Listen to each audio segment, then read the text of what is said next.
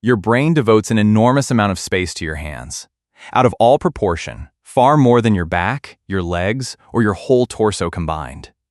Two of the most detailed maps in your head are the ones for your fingers, which raises a strange question about a life spent mostly touching glass. By the end of this, you'll know why your hands take up so much of your brain, what the longest-lived people are doing with theirs all day, and why almost none of it looks like exercise. One quick note before we go further. This is general educational information about how the body works and what research has observed. It isn't medical advice, and it isn't a substitute for a conversation with someone who knows your own health. Let's start with the map, because it's stranger than it sounds. Running across the surface of your brain, roughly from ear to ear, there's a strip of tissue that handles movement, and just behind it another that handles touch. Every part of your body has a section of those strips assigned to it. Your knee has a patch, your shoulder has a patch, your hip, your ankle, your ribs. But the space isn't handed out by size. It's handed out by how much fine control and fine sensation a part needs, which means your hands get an enormous share. So do your lips and your tongue. Your back, which is a large piece of you, gets very little. If you drew a human figure scale to how much brain space each part actually occupies, you'd get something with vast hands, an enormous mouth, and a tiny torso. Neuroscientists have drawn exactly that figure for decades. It looks ridiculous, and it's accurate. Now sit with what that implies. A very large amount of your neural equipment is dedicated to a task, manipulating objects with precision and reading the world by touching it. That's not a small design decision. It's one of the defining things about being human, alongside language, which incidentally uses a lot of the same territory. So here's the honest question. What did your hands do today? For most of us, on most days. Typed, swiped, held a phone, gripped a steering wheel, carried a bag. That's a narrow range of movements repeated thousands of times. Almost no variety of grip. Almost no variety of texture. Almost nothing that needed both hands doing different things at once. And crucially, almost nothing that produced an object.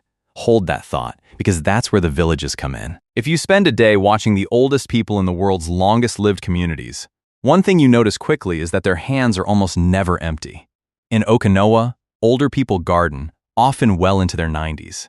Pulling, planting, sorting, tying.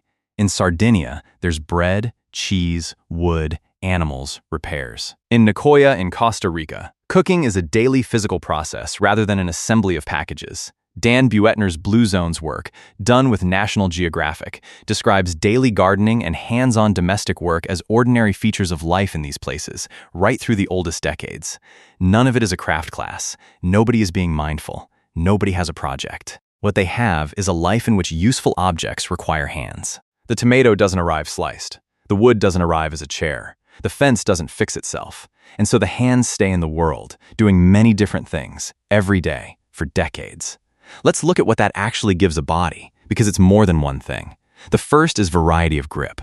Watch someone garden for 10 minutes and count the different ways they hold things. A pinch for a seedling, a wrap around a handle, a hook to lift a bucket, a flat palm to press soil, a twist to open something.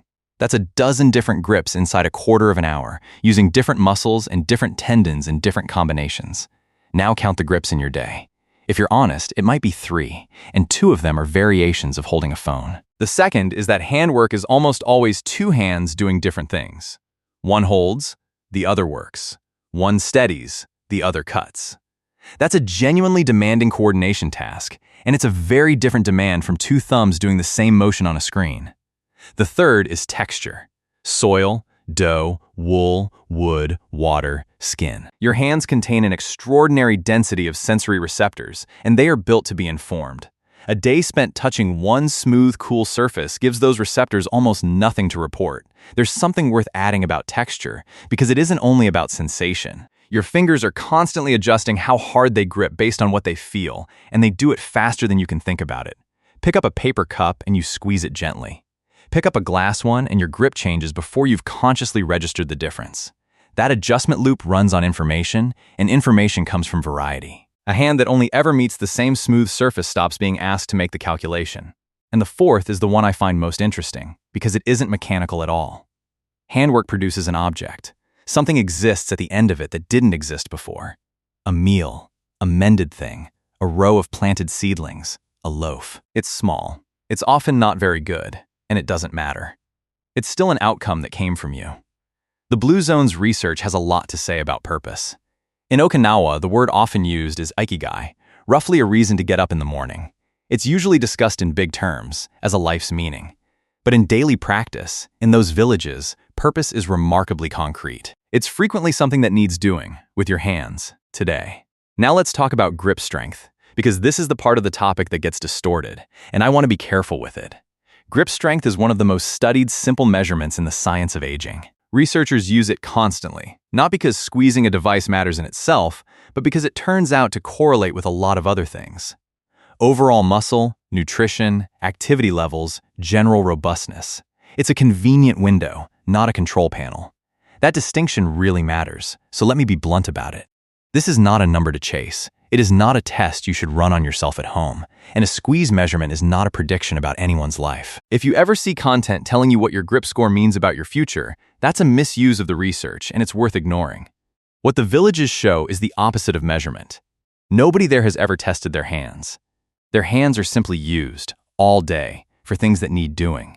Which brings us to the modern version of the problem, and again, nothing hostile happened. Almost everything that used to require hands became easier, and easier was genuinely better. Food arrives prepared. Objects arrive assembled. Broken things get replaced instead of mended, because replacing is cheaper. Entertainment moved from something you do with your hands to something you watch. And the single object we hold most now is a flat piece of glass that asks for one movement, repeated, from one or two fingers. There's a small detail I keep noticing about this. Think about how many objects in your home you would not know how to open, let alone repair, if it broke. Not because you're incapable, but because it was never designed to be opened. A generation ago, a fair number of household things came apart. Now most of them are sealed, and the hands that used to go inside them have nowhere to go. Each of those changes was an improvement in something. Together they removed the variety, the texture, and the making. So what does the evidence point toward? Not a craft habit, not a hobby you have to maintain. 3 ordinary shifts. The first is to use more of the range, not exercise for your hands, just tasks that ask for different grips. Peeling and chopping something instead of opening it. Carrying the shopping in your hands rather than in a trolley. Opening the jar yourself before running it under the tap. Doing up buttons rather than pulling something over your head. It sounds absurdly small, and that's exactly the point. None of it requires time you don't have. The second is to reintroduce texture. Soil is the classic one, and gardening keeps appearing in the research on these communities for reasons that go well beyond the hands. But dough works. So does wood, wool, clay, water, and animal's fur. Anything that isn't glass. The third is to make something occasionally, and to let it be bad. A meal from actual ingredients. A repair. A shelf that's slightly crooked. A plant that may not survive. The point isn't the object, it's that your hands finished something. In the villages, the object always matters, but only because someone needs it, never because it's impressive. None of this is a prescription, and none of it is a guarantee. It's what the pattern looks like when researchers describe it. Now, a careful and important distinction, because hands are a place where real conditions show up early, and I don't want reassurance to do harm here. Everything so far describes the ordinary version. Hands that feel a bit stiff for a minute or two when you first get up. A jar that's harder than it was 5 years ago. Fingers that ache after a long day of something unusual. But some things deserve a different response, and they're worth naming plainly. Joint stiffness in the morning that lasts a long time rather than easing within minutes. Joints that are swollen, warm, or red. Pain that keeps you awake or is clearly getting worse over weeks. Numbness, tingling, or pins and needles in your fingers, particularly if it wakes you at night. Weakness that's new, or dropping things you wouldn't normally drop. A hand or fingers that visibly change shape, or a tremor that's new for you. None of those are things to work around with a better grip. Those are worth taking to your doctor, and several of them are far more treatable when they're looked at early rather than late. Some have specific, identifiable causes, and guessing is exactly the wrong approach with hands. Understanding what's normal isn't about ignoring what isn't. It's about freeing you to worry less about the ordinary, so you can pay proper attention to what genuinely deserves it. And that judgment belongs to someone who knows your whole picture. So, back to the map.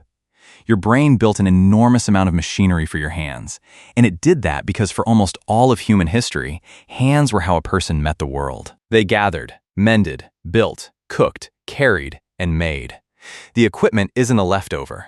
It's still there, still allocated, still waiting for something to report. and we handed it a sheet of glass.